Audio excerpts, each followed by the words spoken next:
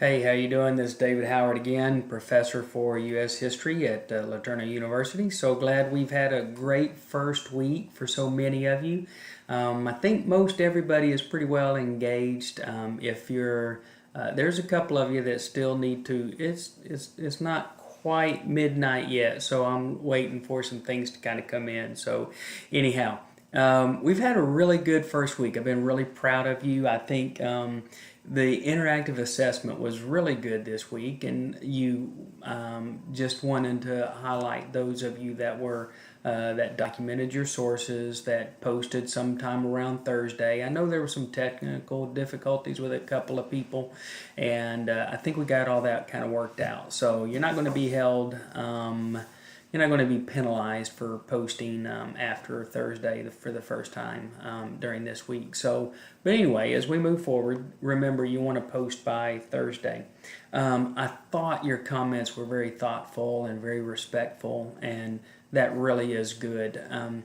Remember, as you're commenting and as you're reflecting on the interactive assessment, as you're participating in that, kind of use that spice chart, those historical themes. What are the social, the political, the economic, the religious, intellectual, race, class, gender issues that you might see in that?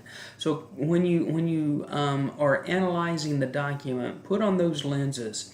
Look for those trends, look for those themes, and see what's going on in there. I did post about creation and evolution, kind of putting a little side-by-side out there, maybe just to generate some thought. I don't know if y'all just thought I was, way out in left field, or you might feel intimidated to question or challenge or comment on what the professor in the class says.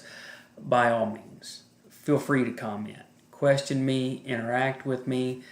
So that's always welcome, all right? So be sure to kind of think on that. I will reply back to some, and it might be that I see a stream of several thoughts, and I might see one student that has the same thought as several other students, and so I might just choose to comment on the one rather than all of them. And so if I do or I don't comment on yours, don't think that I'm pointing you out.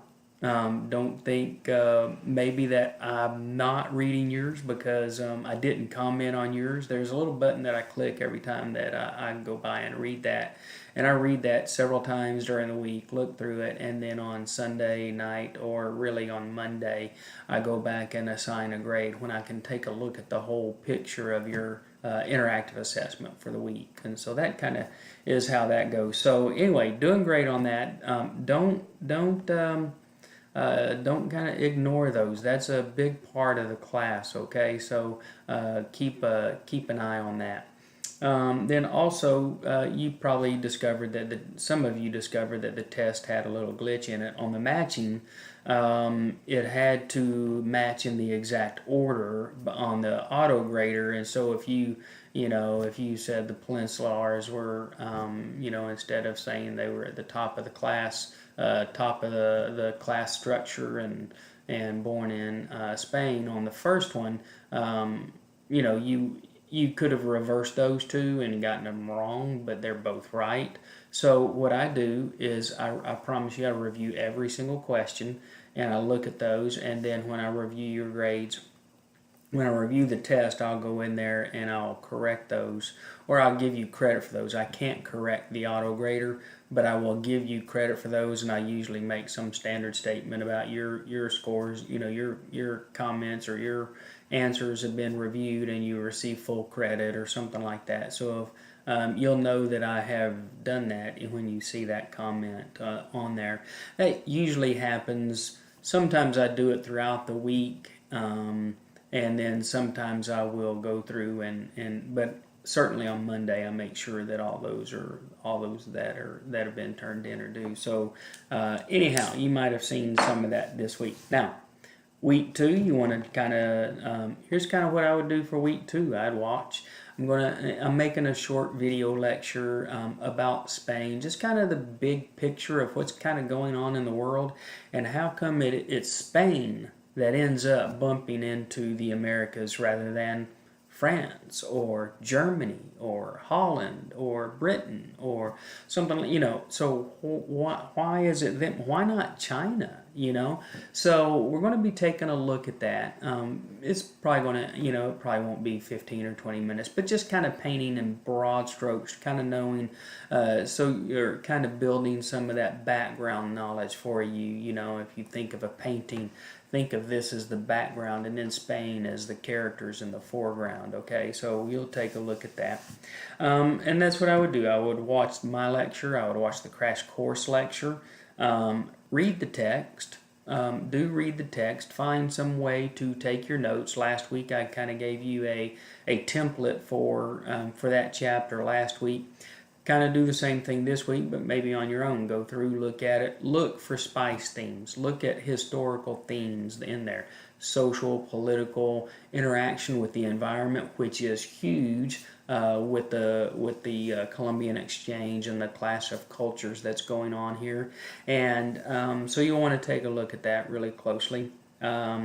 Quiz when you get ready. No need to do it early in the week, but perhaps interactive assessments and other things like that, when you read other people's comments, kind of get your thoughts going and maybe see what other people thought were important as well. So I would read the text before I do the interactive assessment, and then sometime afterwards probably do the quiz whenever you feel ready. And but I would do some, a couple of questions have arisen about what kind of preparation should I take? Well, I would study for it like I'm studying for a quiz.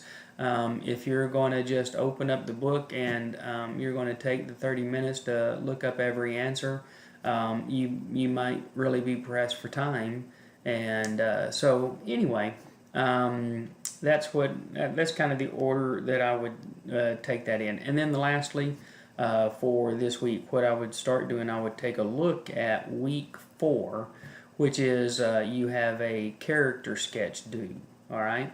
And you can take a look at that, and you can see the assignment, and next week you have to turn in an approval, so I'll approve the character, the biographical character that you're going to take a look at. So anyway, take a look at that assignment. If you have any questions about it, let me know. This is just kind of start thinking about that so you don't come up on week 4 and go, what? A character sketch, a paper, blah, blah, blah. Anyway, so anyhow, y'all have done great this week.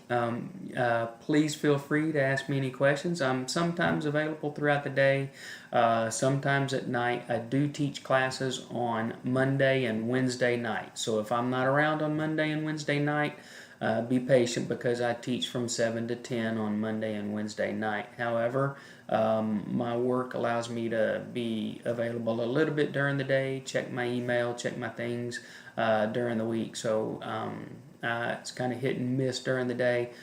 But Tuesday and Thursday evenings I should be around, and you should be able to contact me, okay? If you really have an emergency, my phone number is available. Give me a call there too, all right? Thank you for a great week, and let's have another good week in week 2. All right, thank you very much.